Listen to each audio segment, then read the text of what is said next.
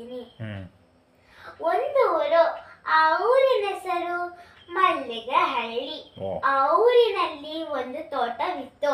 ಆ ತೋಟದಲ್ಲಿ ಕೋಳಿ ತನ್ನ ಮರಿಗಳ ಜೊತೆಯಲ್ಲಿ ವಾಸವಾಗಿತ್ತು. ಅದೇ ತೋಟದಲ್ಲಿ ಗುಬ್ಬಚ್ಚಿ ಮತ್ತು ಪಾರಿವಾಳ ವಾಸವಾಗಿತ್ತು. ಒಂದು ದಿನ ಕೋಳಿಗೆ ರಾಗಿಯ ಕಾಳುಗಳು ಸಿಕ್ಕವು. ರಾಗಿಯನ್ನು ಹೊಲದಲ್ಲಿ ಬಿತ್ತಿದರೆ ತುಂಬಾ ರಾಗಿ ಸಿಗುತ್ತದೆ ಎಂದು ಕೋಳಿಗೆ ಅನಿಸಿತು. ರಾಗಿಯನ್ನು ಹೊಲದಲ್ಲಿ ಬಿತ್ತಲು ಕೋಳಿ ಗುಬ್ಬಚ್ಚಿಯ ಸಹಾಯ ಕೇಳಿತು.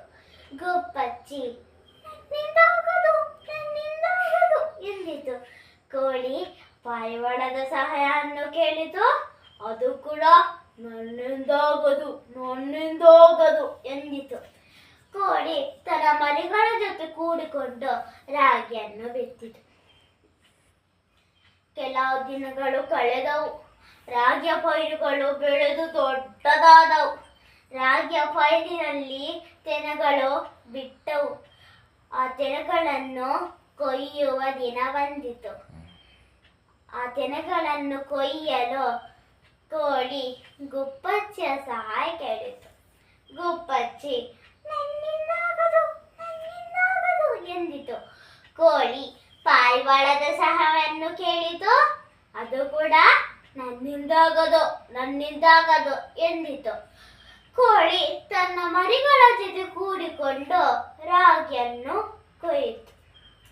ಒಂದು ದಿನ ಗುಬ್ಬಚ್ಚಿ ಮತ್ತು ಪಾರಿವಾಳಗೆ ತುಂಬಾ ಹಸುವಾಯಿತು.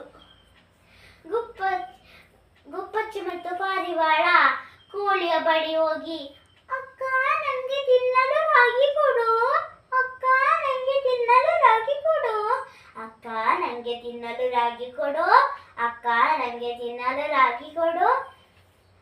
ನೀವು ಬಿತ್ತಲು ಬರಲಿಲ್ಲ, ಕೊಯ್ಯಲು ಬರಲಿಲ್ಲ, ನಿಮಗೆ ಯಾಕೆ ಕೊಡಲಿ ರಾಗಿ, ಏಕೆ ಕೊಡಲಿ ರಾಗಿ, ಏಕೆ ಎಂದಿತು.